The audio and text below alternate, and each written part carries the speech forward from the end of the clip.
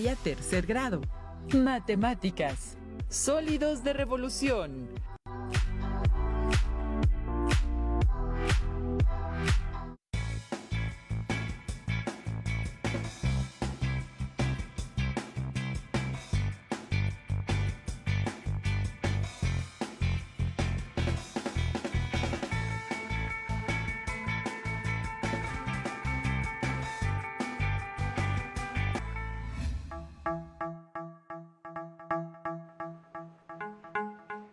Alumnas y alumnos de tercer grado de secundaria, bienvenidas y bienvenidos a una sesión más de Aprende en Casa 3, de la asignatura de Matemáticas. Yo soy Leslie Mendívil y le doy la bienvenida a la maestra Concepción Díaz, quien nos presentará el tema.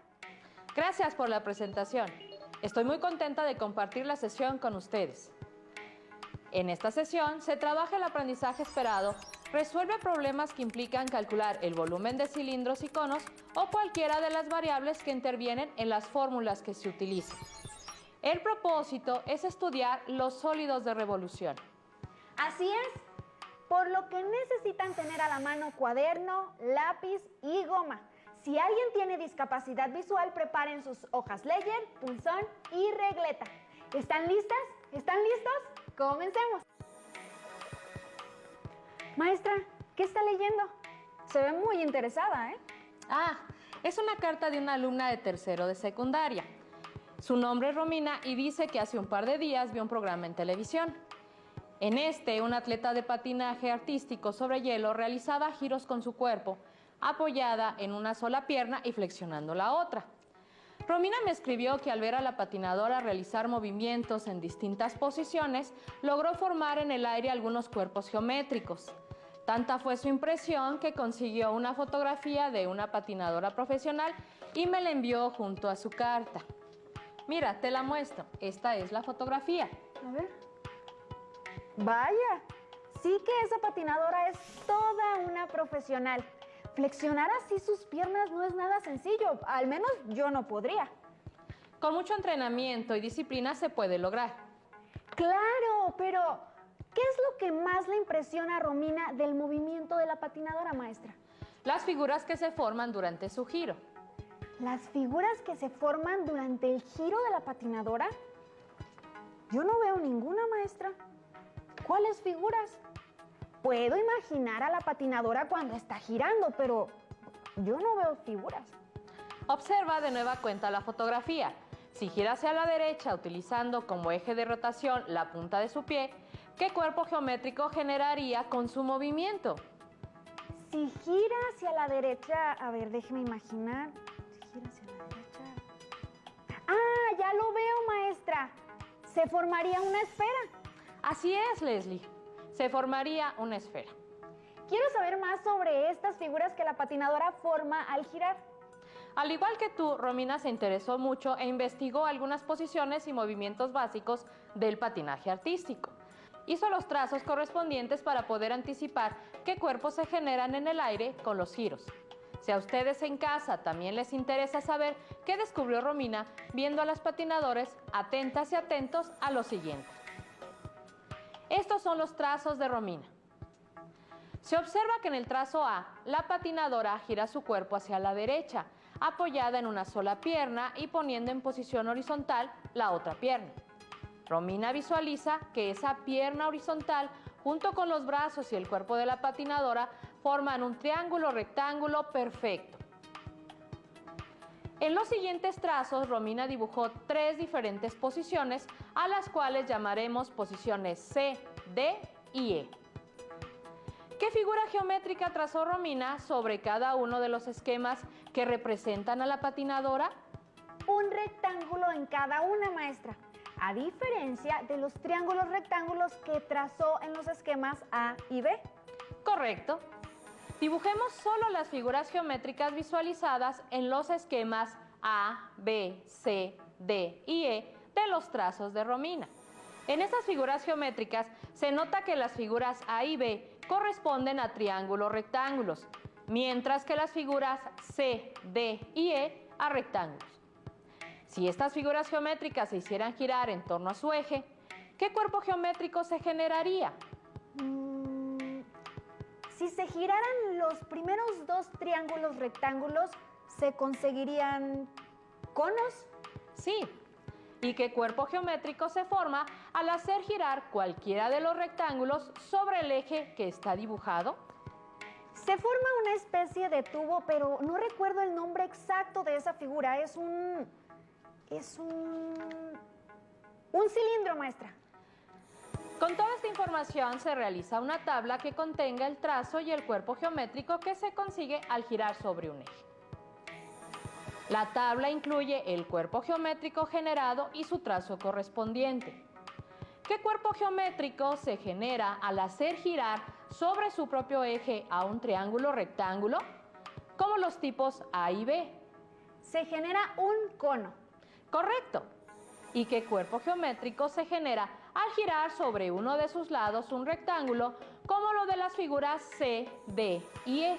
Un cilindro, maestra. En el caso de los triángulos es posible generar conos si los triángulos son de diferente tamaño. Creo que sin importar su tamaño, todo es posible. ¿Y se pueden generar cilindros sin importar el tamaño de los rectángulos? Sí, de igual manera podemos cambiar la medida de la base como la altura, y al girar se genera un cilindro. Comprobemos si se forman los cuerpos que registramos en la tabla. ¿Cómo se hace, maestra?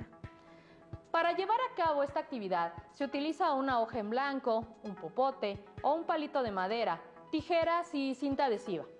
Aunque estos materiales no los tengan a la mano, se mencionan para que puedan intentarlo por su cuenta. En el papel se trazan 3 triángulos rectángulos como los siguientes y con las medidas que se prefieran. Se recortan los triángulos rectángulos para luego pegarlos al palito del lado del cateto A. Se gira el palo que se pegó cada triángulo rectángulo para comprobar lo siguiente. ¿Se reconoce qué cuerpo geométrico se formó al girar cada triángulo rectángulo sobre su eje? Claro que sí, maestra. Mire, ¿cómo se genera un cono? Después se registra en la tabla las características del cuerpo geométrico que se forma. ¿Qué cuerpo geométrico se generó al girar los triángulos rectángulos amarillo, rojo y verde sobre uno de sus catetos? Un cono, maestra. ¿Y cuál es la forma de la base de cada cono generado? Un círculo. ¿Este cono tiene caras laterales? No las tiene.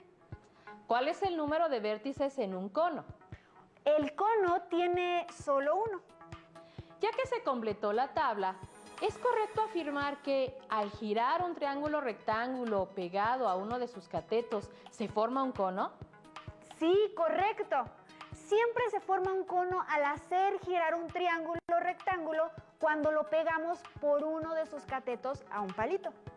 Comprobemos qué es lo que Romina imaginó al ver la fotografía de la patinadora. Romina sacó una copia de su fotografía. En la fotografía original trazó un arco y en la copia una semicircunferencia. Luego trazó superficies delimitadas por un arco y una semicircunferencia en una hoja de papel. Los recortó y pegó cada uno por el eje de cada figura a un popote para comenzar a girarlos. Pero, ¿qué cuerpo geométrico obtuvo Romina con este movimiento para el arco? Una elipsoide. Esa respuesta es correcta. ¿Y qué cuerpo geométrico se generó al rotar la semicircunferencia? Una esfera. Esta vez ya la puedo apreciar, maestra. Es tiempo de registrar en una tabla las características de los cuerpos geométricos generados. ¿Qué cuerpo geométrico se generó al girar el arco? Una elipsoide. Y en el caso de la semicircunferencia, ¿qué cuerpo geométrico se formó? La esfera. ¿Cuál es la forma de la base al girar el arco y la semicircunferencia? Ninguna, porque no tienen base. ¿Cuál es la forma de las caras? Tampoco tienen caras laterales, maestra. ¿Y qué se dice del número de vértices de cada figura generada? Que ninguna de las dos tiene vértices. Hasta aquí la información en la tabla es correcta. Antes de continuar, se concluye lo siguiente. Un rectángulo que gira sobre un lado describe un cilindro. Un triángulo rectángulo que gira sobre un cateto describe un cono. Un semicírculo que gira sobre su diámetro describe una esfera. Un dato relevante. ¿Sabías que a estos 3 cuerpos geométricos se le llama sólidos de revolución? ¿Sólidos de revolución? Los sólidos de revolución son aquellos cuerpos que se obtienen al girar una figura plana alrededor de un eje de rotación. Es decir, son los cuerpos que se generan al rotar una región del plano alrededor de una recta. El cilindro, el cono y la esfera son sólidos de revolución. El cilindro es el sólido generado por un rectángulo que gira alrededor de uno de sus lados. En el esquema, observamos que el lado AB es el eje de giro o eje de cilindro y es la altura del sólido. El lado CD produce la superficie lateral del cilindro y se denomina generatriz. Y de los lados AD y BC resultan 2 círculos que son las bases del cilindro. El cono se obtiene al girar un triángulo rectángulo alrededor de uno de sus catetos. El cateto fijo es el eje del cono y la longitud de este cateto es la altura. La rotación del otro cateto genera un círculo perpendicular a la altura y corresponde a la base del cono. La longitud de esta base es el radio del cono. La hipotenusa del triángulo que se rota es la generatriz. El punto de intersección de la generatriz con el eje se llama vértice del cono. La esfera se obtiene al girar un semicírculo alrededor de su diámetro. En los sólidos de revolución se llama generatriz a una línea que puede ser recta, curva o una combinación de ambas, que al girar alrededor de otra recta llamada directriz genera un cuerpo geométrico conocido como sólido de revolución. Y para entender estos conceptos veamos las siguientes figuras. En estos ejemplos podemos ver que el segmento DC en el rectángulo azul, el segmento AC en el triángulo amarillo y la línea curva AB del semicírculo rojo son todos ellos generatrices que al girar dan origen a un cilindro, un cono y una esfera. Con esto que se explicó se pueden encontrar nuevas situaciones en las que se generen sólidos de revolución. Me platicaste alguna vez que admiras a tu abuelito José que vive en Oaxaca. Sí, maestra, lo admiro mucho. Él es un gran alfarero y con sus propias manos hace vasijas únicas. Me las mostraste y son muy bonitas. Pero, ¿qué tiene que ver el oficio de mi abuelo con los sólidos de revolución, maestra? Para hacer sus vasijas, un alfarero no solo requiere de la destreza de sus manos, sino de la mezcla del barro y el torno. Al girar el torno, el alfarero puede modelar la figura deseada con sus manos. En este caso, ¿qué figura está formándose al girar el barro? Les daré una pista. Es un sólido de revolución, pero ¿a cuál se parece? Se trata de un cilindro. De las muchas veces que visité el taller de mi abuelo, nunca se me ocurrió que la alfarería tuviera que ver con los sólidos de revolución. La alfarería es una aplicación práctica de la cual se consiguen sólidos de revolución a través de los giros sobre un eje determinado. Otro ejemplo de la vida cotidiana está relacionado con una de las ceremonias de las culturas mesoamericanas, la ceremonia de los voladores que se practica en algunas comunidades de los estados de Hidalgo, Puebla y Veracruz, aunque probablemente los más famosos sean los voladores de Papantla. ¿Los has visto alguna vez? ¿Sí? A continuación, don Leopoldo nos hablará de esta práctica en la siguiente cápsula. Sí, pues ¿cómo no me voy a acordar? Corrí el año de 1943, se me hace, cuando de niño yo, mi abuelo don Leopoldo, pero don Leopoldo primero, me llevó a Papantla. ¿Sí? En la plaza se reunieron 4 danzantes y a lo alto de un poste, no, pero a ver, estoy hablando de un poste altísimo, 25-50 metros, un hombre tocando un tambor y la flauta.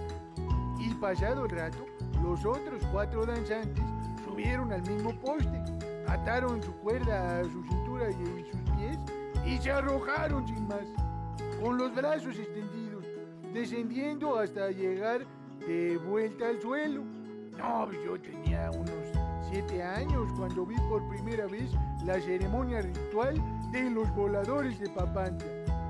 Y confirmé que, ¡ay, Papantla, tus hijos vuelan!